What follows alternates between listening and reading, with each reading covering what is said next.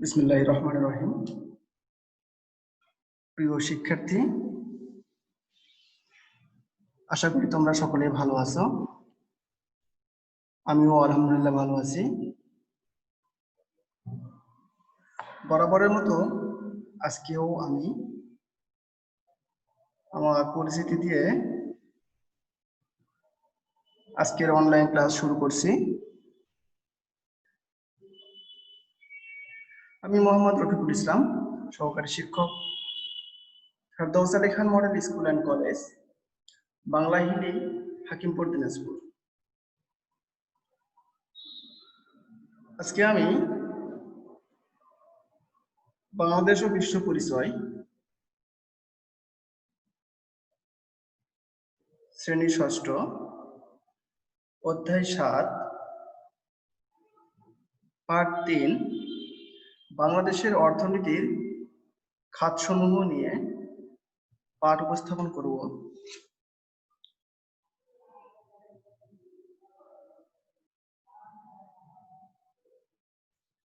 তাহলে তোমরাও আমার সঙ্গে বইটি ওপেন করো এবং ক্লাসে মনোযোগী হও।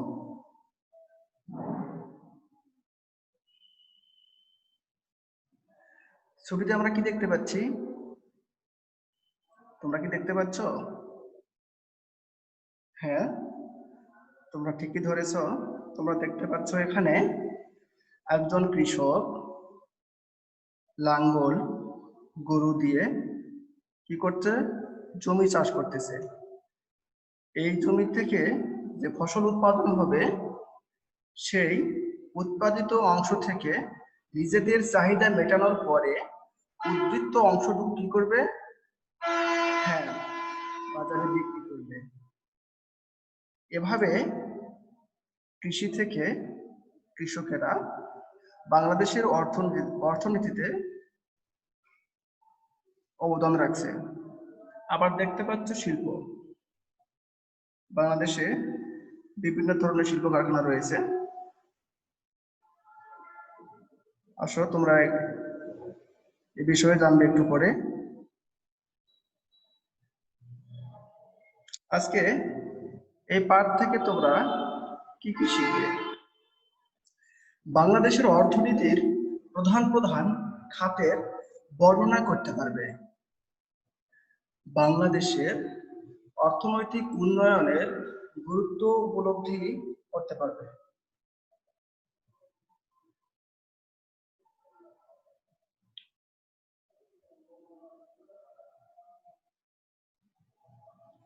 বাংলাদেশের অর্থনীতিতে কৃষির ভূমিকা। এখানে কি দেখতে পাচ্ছ? একজন কৃষক মহিষের মাধ্যমে কি করতেছে? জমিতে ফসল ফলানোর জন্য জমিটিকে প্রস্তুত করতেছে। তাহলে জীবিকার জন্য বাংলাদেশের বেশিরভাগ মানুষ কিসের উপর নির্ভরশীল? তোমরা কি বলতে পারবে?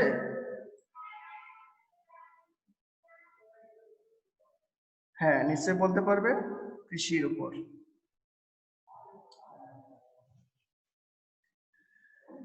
এখানেও তোমরা কিছু চিত্র দেখতে পাচ্ছ।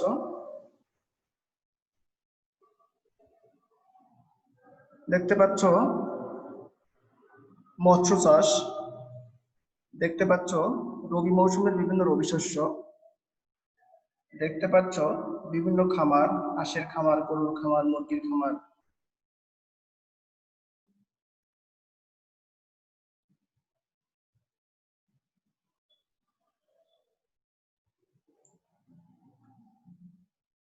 তাহলে এতক্ষণ যে চিত্রগুলো আমরা দেখলাম, এগুলো হচ্ছে বাংলাদেশের অর্থনীতিতে কিসের ভূমিকা? কৃষির ভূমিকা।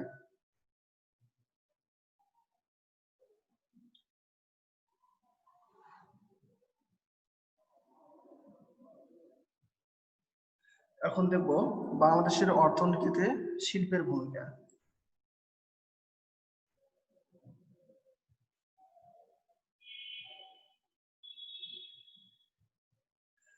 তাহলে বাংলাদেশের অর্থনীতিতে শিল্পের ভূমিকা কি কি আছে?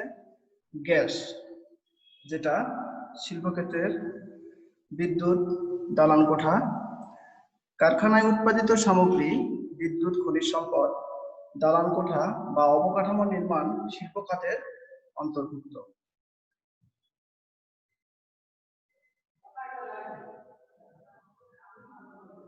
এখানেও তোমরা কিছু ছবি দেখতে পাচ্ছ যা বাংলাদেশের অর্থনীতিতে শিল্পের ভূমিকা পালন করে।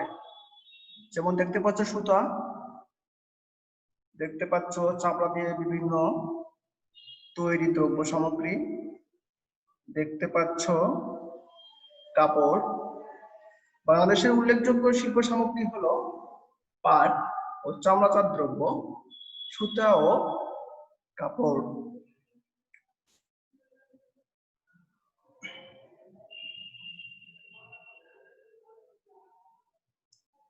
এখানে কি দেখতে পাচ্ছ?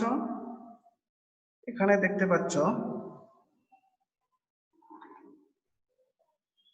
চিনিকল, পেট্রোল, ওষুধ শিল্প, কাগজের কল, আসবাবপত্র তৈরির কারখানা।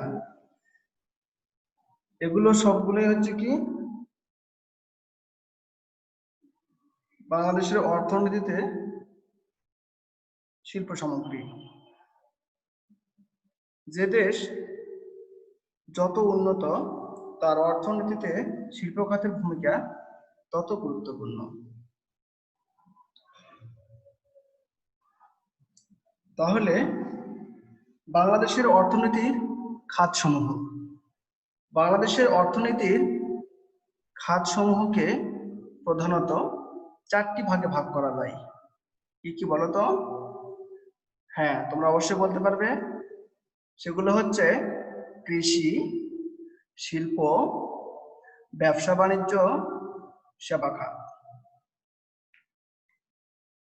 তাহলে যদি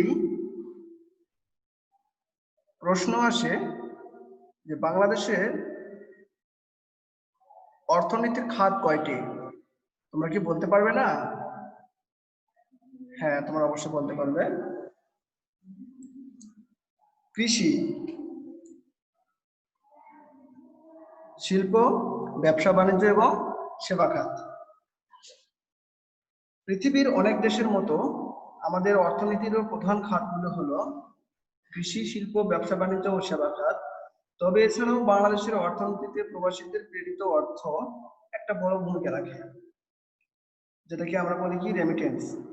অনেকের বাবা, ভাই, চাচা বিদেশে থাকেন, এরকম আছেন না?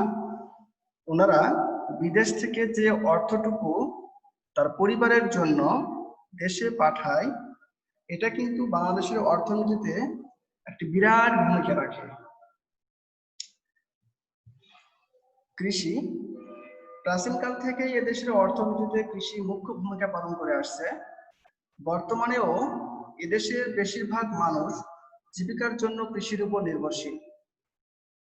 ধান, পাট, চা, ডাল, রবি শস্য, শাকসবজি ও ফলমূল উৎপাদন, বনজ সম্পদ, পশুপালন ও মৎস্য চাষকে কৃষি খাতের মধ্যে রাখা হয়।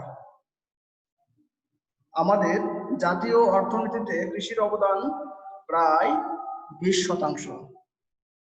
আবারও বলছি, আমাদের জাতীয় অর্থনীতিতে কৃষির অবদান প্রায় 20%। এটিও প্রশ্নে আসতে পারে, আমাদের জাতীয় অর্থনীতিতে কৃষির অবদান কত? এবারে দেখব শিল্প।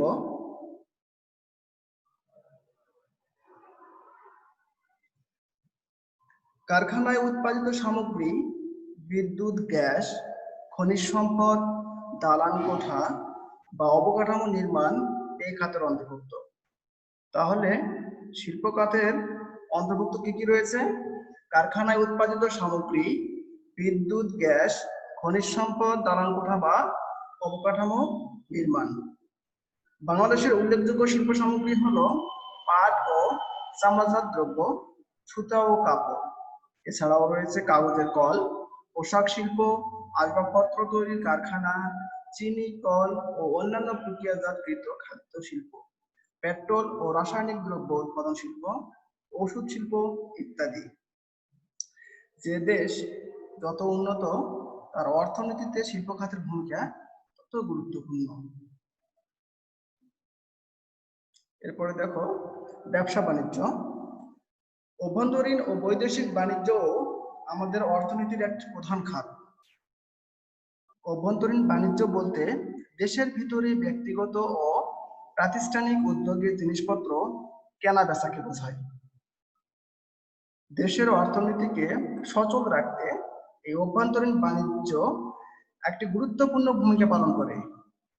দেশের অভ্যন্তরীণ চাহিদা মেটাতে আমরা যেমন কিছু পণ্য বিদেশ থেকে আমদানি করি, তেমনি যেসব পণ্য আমাদের দেশে পর্যাপ্ত পরিমাণে উৎপন্ন হয় তার একটি অংশ বিদেশে রপ্তানিও করি। তাহলে আমরা এখন অবশ্যই বলতে পারবো যে আমদানি ও রপ্তানি কি কি বলা যাবে না? সাধারণত বিদেশ থেকে কোনো পণ্য যদি আমাদের দেশে আনা হয় সেটাকে আমরা কি বলবো? আমদানি বলবো। আর আমরা যেটা আমাদের দেশ থেকে বিদেশে পাঠাবো সেটাকে আমরা কি বলতে পারি? রপ্তানি। এভাবে রপ্তানিকৃত পণ্য থেকে অর্জিত বৈদেশিক মুদ্রা আমাদের অর্থনীতিকে শক্তিশালী করে। কি করে? শক্তিশালী করে। সেবা খাত।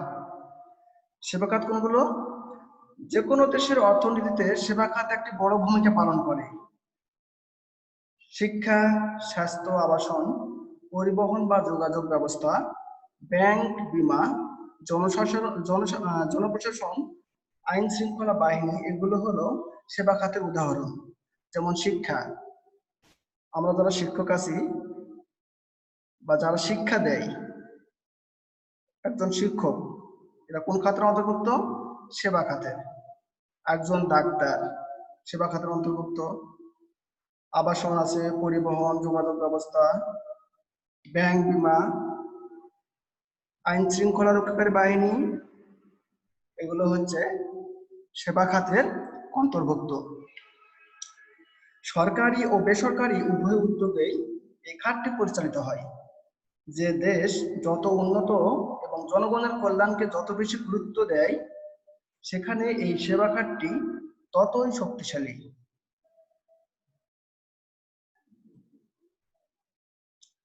তাহলে আমরা এবারে দেখব কি অর্থনৈতিক খাতের অবদান কি কি অবদান রাখছে। এখানে দেখো কৃষি থেকে কি হচ্ছে? খাদ্য চাহিদা পূরণ হচ্ছে, শিল্পের কাঁচামাল সরবরাহ হচ্ছে। শিল্প থেকে কি হচ্ছে? খাদ্য, বস্ত্র, ঔষধ, আবাসন এবং কি হচ্ছে? কর্মসংস্থান হচ্ছে। ব্যবসা বাণিজ্য থেকে কি হচ্ছে? জীবনযাত্রার মান উন্নয়ন হচ্ছে। সেবা খাত থেকে কি হচ্ছে? পণ্য সামগ্রীকে সহজলভ্য করা হচ্ছে এবং কি হচ্ছে? বৈদেশিক মুদ্রা অর্জন হচ্ছে। তাহলে কি হচ্ছে? পণ্য সামগ্রী সহজলভ্য করা, অর্থাৎ অভ্যন্তরীণ পণ্য সামগ্রীকে সহজলভ্য করা।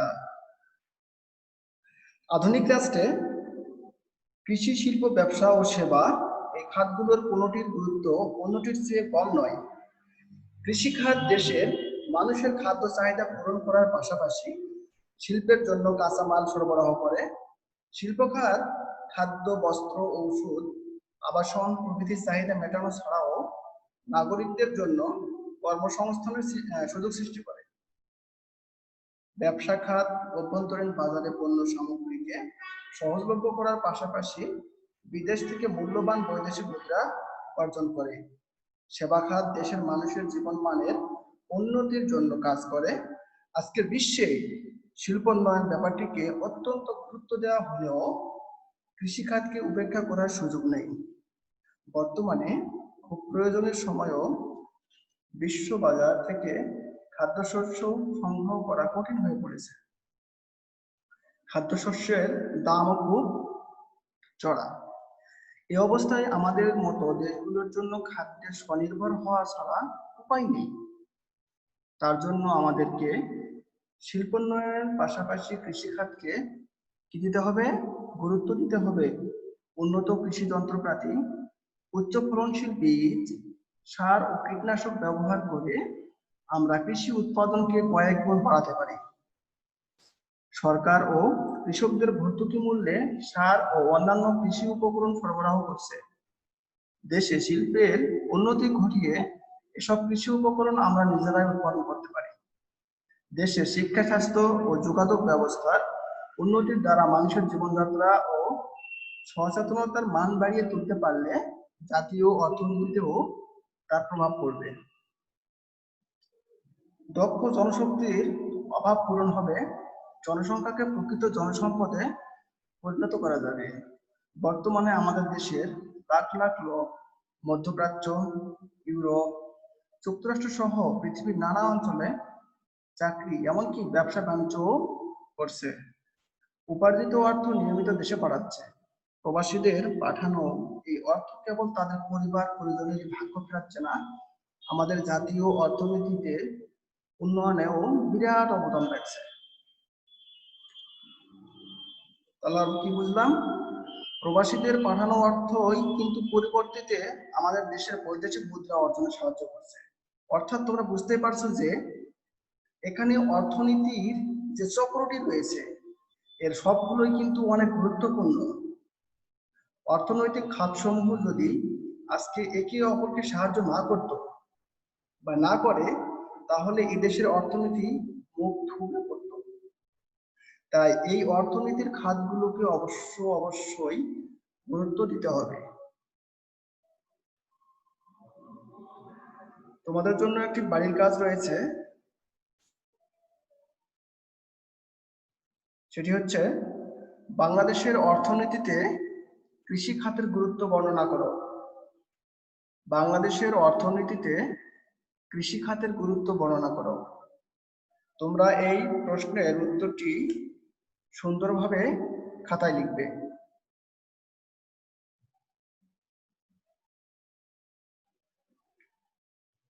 তাহলে